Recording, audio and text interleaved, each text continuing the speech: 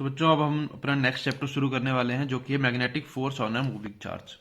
ठीक है, तो इस चैप्टर को शुरू करने से पहले आपको मैं तीन तीन चीजें बताऊंगा जो कि इस चैप्टर में बहुत ज्यादा यूज होने वाली है। तो उसमें फर्स्ट है कि when charge is static, when charge is static, कि जब हमारे पास चार्ज किस पे होगा, रेस्ट पे होगा। यहाँ पे हमारे पास एक चार्ज है, रेस्ट पे है, तो ये क्या करता है, अपने सराउंडिंग में इलेक्ट्रिकल फील्ड बनाता है, आप लोगों को पता है। तो उस केस में सिर्फ यहाँ पे क्या बनेगी, इलेक्ट्रिकल फील्ड होगी। ठीक है, इलेक्ट्रिकल फील्ड जीरो के इक्वल नहीं होगी। तो यहाँ पे जो ये चार्ज फोर्स एक्सपीरियंस करेगा, किसकी वजह से फोर्स एक्सपीरियंस करेगा, ओनली ई एक्सटर्नल की वजह से।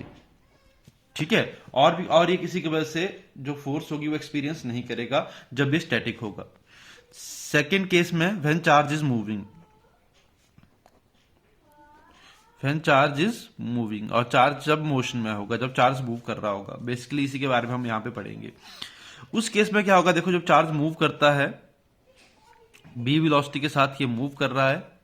ठीक है, इस केस में चार्ज क्या करेगा, इलेक्ट्रिकल फील्ड भी बनाएगा, ये इलेक्ट्रिकल फील्ड भी बनाएगा और मैग्नेटिक फील्ड भी बनाएगा इस केस में। ठीक है, तो इस केस में जो चार्ज फोर्स एक्सपीरियंस करेगा, ये किसकी वजह से फोर्स एक्सपीरियंस करेगा, ई एक्सटर्नल की वजह से भी फोर्स एक्सपीरियंस करेगा, और जो मैग्नेटिक फील्ड होगी अगर एक्सटर्नल में, उसकी वजह से भी फोर्स को एक्सपीरियंस करेगा। स्टैटिक में सिर्फ ये किसकी वजह से फोर्स एक्सपीरियंस करेगा, एक्सटर्नल इलेक्ट्रिकल फील्ड की वजह से। अगर यहां पे एक्सटर्नल मैग्नेटिक फील्ड भी होगी तो ये कोई भी फोर्स एक्सपीरियंस नहीं करेगा due to this external magnetic field.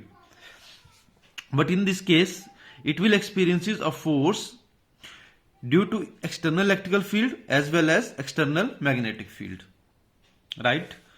And third one is current carrying wire.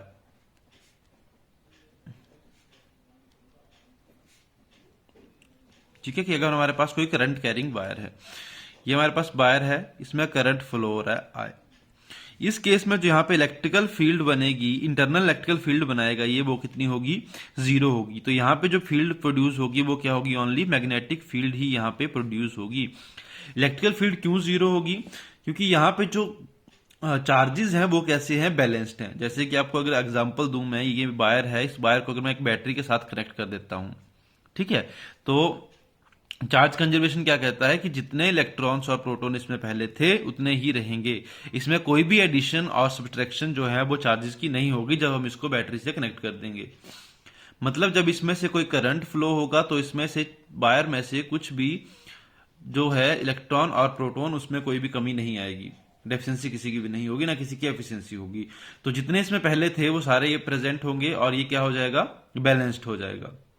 ठीक है, बैलेंस्ड हो जाएगा तो जो इलेक्ट्रिकल फील्ड होगी टोटल वो कितनी होगी, जीरो होगी। बट यहां पे जो मैग्नेटिक फील्ड होगी वो जीरो के इक्वल नहीं होगी। ठीक है, इसकी वजह से कुछ ना कुछ मैग्नेटिक फील्ड बनेगी। और मैग्नेटिक फील्ड किस तरह से निकालते हैं हम देख चुके हैं, बायोट-सेवर्ट्स लॉ से, कि स्ट्रेट वायर में, या फिर हम निकाल सकते हैं इसको एम्पियर सर्कुलर लॉ से, कि कितनी मैग्नेटिक फील्ड वहां पे बनेगी। अब यहां पे जो फोर्स एक्सपीरियंस करेगी वायर, ये किस किस की वजह से फोर्स एक्सपीरियंस करेगी, ओनली जो V एक्सटर्नल होगी उसकी वजह से ही ये फोर्स को एक्सपीरियंस करेगी। E एक्सटर्नल की वजह से जो फोर्स होगी यहां पे वो कितनी होगी, जीरो के इक्वल होगी। ठीक है, एक्सटर्नल कोई भी इसके ऊपर फोर्स नहीं लगा पाएगी electrical field, but magnetic field external में होगी, वो इसके ऊपर फोर्स लगा पाएगी। बहुत इंपॉर्टेंट तीनों पॉइंट है, बहुत ज्यादा यूज होने वाले हैं तीनों पॉइंट आपके अभी ये इस चैप्टर में। तो जो इसके बाद हम नेक्स्ट करने वाले हैं electromagnetic force on a moving charge in external field. ठीक है, यहां पे हम बात करने वाले हैं इलेक्ट्रोमैग्नेटिक फोर्स के बारे में। आपको जो एक्सप्रेशन पूछे जाते हैं वो मैग्नेटिक फील्ड के लिए पूछा जा सकता है, अकेला मैग्नेटिक फील्ड के लिए पूछा जा सकता है, या टोटल इलेक्ट्रोमैग्नेटिक फोर्स के लिए पूछा जा सकता है। ठीक है, तो मैं आपको दोनों को बता दूंगा कि इस तरह से आपको कहां तक मैग्नेटिक फील्ड के लिए पूछा जाएगा तो कितना करना है, अगर इलेक्ट्रोमैग्नेटिक फोर्स के लिए पूछा जाएगा तो किस तरह से करना है। तो सपोज हमारे पास एक चार्ज है, यहां पे हमारे पास एक चार्ज है Q। ठीक है, वो क्या कर रहा है, और यहां पे हमारे पास इस डायरेक्शन में मैग्नेटिक फील्ड है V। ये चार्ज मूव कर रहा है B वेलोसिटी के साथ, और इस मैग्नेटिक फील्ड के साथ एंगल बना रहा है थीटा। ठीक है, अब ये चार्ज जब मूव कर रहा है तो हमने क्या बोला था कि यहां पे क्या है, एक एक्सटर्नल मैग्नेटिक फील्ड प्रेजेंट है। ठीक है, और एक इसमें मूव कर रहा है, एक्सटर्नल मैग्नेटिक फील्ड में मूव कर रहा है। तो हमने अभी बात करी कि जब एक्सटर्नल मैग्नेटिक फील्ड में कोई चार्ज मूविंग में है तो वो मैग्नेटिक फील्ड की वजह से भी फोर्स एक्सपीरियंस करेगा। तो इसके ऊपर हमें फोर्स किस तरह से निकालनी है, देखो हमें क्या करना है, अपने थंब को रखना है इस तरह से, राइट हैंड थंब रूल लगाएंगे, इसके ऊपर हम थंब को रखेंगे और अपनी जो फिंगर है उनको वेलोसिटी से मैग्नेटिक फील्ड की तरफ को मूव कराएंगे। ठीक है, तो थंब हमें किसकी डायरेक्शन देगा उस टाइम के ऊपर, कर्ल इस तरह से करनी है हमें उनको, और जो थंब होगा हमारा वो डायरेक्शन देगा किसकी, फोर्स की। तो अगर यहां पे मैं फोर्स की डायरेक्शन देखूं तो फोर्स की डायरेक्शन किस तरफ को आ रही है, इस डायरेक्शन में ये चार्ज जो होगा वो फोर्स को एक्सपीरियंस करेगा। अब ये बी वेलोसिटी है तो इसके दो कंपोनेंट हो जाएंगे, एक इधर आ जाएगा बी कॉस थीटा और दूसरा आ जाएगा इधर वी साइन थीटा। ठीक है, अब ये चार्ज क्या कर रहा है, फोर्स एक्सपीरियंस कर रहा है। तो ये जो फोर्स है ये कुछ फैक्टर्स के ऊपर डिपेंड करती है। तो फोर्स डिपेंड्स अपॉन, आप सब लिख सकते हो ये सब, consider a charge of, consider a positive charge Q moving at a velocity v at an angle theta with velocity with magnetic field V। ये सब आप इसके ऊपर लिख सकते हो अगर आप लिखना चाहो तो। उसके बाद आप लिखोगे फोर्स डिपेंड अपॉन, जो फोर्स है वो किस किस फैक्टर के ऊपर डिपेंड करती है। फर्स्ट जो फैक्टर है जिसके ऊपर फोर्स डिपेंड कर रही है वो है हमारे पास चार्ज के ऊपर। ठीक है, कि चार्ज का मैग्नीट्यूड कितना है, चार्ज कितना है। जितना चार्ज बढ़ता जाएगा उतनी ज्यादा फोर्स यहाँ पे बढ़ती जाएगी, जितना चार्ज का मैग्नीट्यूड बढ़ाओगे उतनी ज्यादा वो फोर्स एक्सपीरियंस करेगा। क्यों, क्योंकि देखो ज्यादा बड़ा चार्ज लोगे वो मूव करेगा, उतनी ज्यादा वो फोर्स एक्सपीरियंस करेगा, जितना ज्यादा वो चार्ज होता जाएगा। ठीक है, सेकेंड जो फोर्स डिपेंड करती है वो डिपेंड करती है जो इसका परपेंडिकुलर कंपोनेंट होता है वेलोसिटी का। ठीक है, that is v sine theta. तो सेकंड आप लिख सकते हो force depend upon perpendicular component of velocity.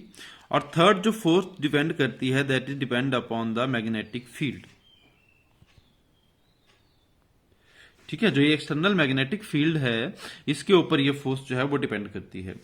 तो यहां से अब इन तीनों को हमने कंबाइन कर दिया तो फोर्स कितनी आ जाएगी, force is directly proportional to Q v sine theta. ठीक है, तो प्रोपोर्शनलिटी साइन को हटाएंगे तो यहां पे इंट्रोड्यूस करेंगे कांस्टेंट, वो आ जाएगा Q वी साइन थीटा। और यहां पे अगर मैं इस K की वैल्यू जब हम कैलकुलेट करते हैं तो ये बन जाती है 1 के इक्वल। तो फोर्स आ जाएगी कितनी, force is equal to v sine theta. और यहां पे हम लिख सकते हैं that force is equal to Q into v vector cross v vector. तो ये हमारे पास जो है वो मैग्नेटिक फोर्स का एक्सप्रेशन आ गया। अगर आपसे ये पूछा जाए magnetic force on a moving charge in external field, तो आप यहां तक उसको कैलकुलेट करोगे।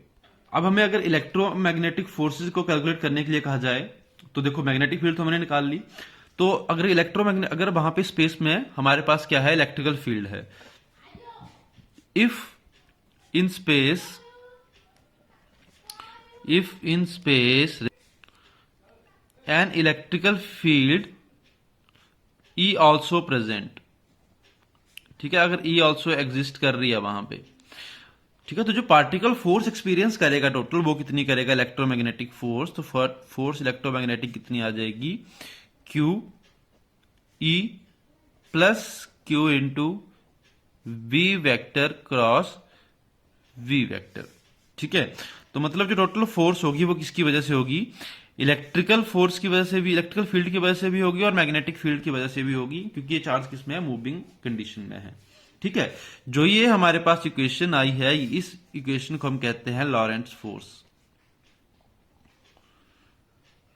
ठीक है, ये क्या है हमारे पास, लॉरेंट्ज फोर्स है। ठीक है, जिससे कि हम क्या निकाल सकते हैं, टोटल इलेक्ट्रोमैग्नेटिक फोर्स निकाल सकते हैं किसी पार्टिकल के ऊपर। ठीक है, और इससे जो हमें इलेक्ट्रोमैग्नेटिक फोर्स मिलती है दैट इज कांस्टेंट। ठीक है, तो इलेक्ट्रोमैग्नेटिक फोर्स इज कांस्टेंट जो हमें इस इक्वेशन से मिलती है for any frame of references. चाहे आप उसको किसी भी फ्रेम ऑफ रेफरेंस से देख रहे हो तो उसके लिए इलेक्ट्रोमैग्नेटिक फोर्स क्या रहने वाली है, कांस्टेंट रहेगी। देखो अगर हम इसको स्टैटिक मैग्नेटिक रेफरेंस फ्रेम से देखते हैं तो हमें सेम यही एक्सप्रेशन मिलेगा। अगर हम इसको मूविंग रेफरेंस फ्रेम में देखेंगे तो चार्ज तो वेरी करेगा, पर उसके साथ वेलोसिटी उसकी वेरी करेगी, बट साथ साथ में जो इलेक्ट्रिकल फील्ड होगी और मैग्नेटिक फील्ड होगी वो भी वेरी करेगी, क्योंकि अब हम किसमें हैं, मूविंग फ्रेम में आ गए हैं। ठीक है, तो उसकी वजह से जो नेट इलेक्ट्रोमैग्नेटिक फोर्स रहेगी वो क्या रहेगी, कांस्टेंट रहेगी।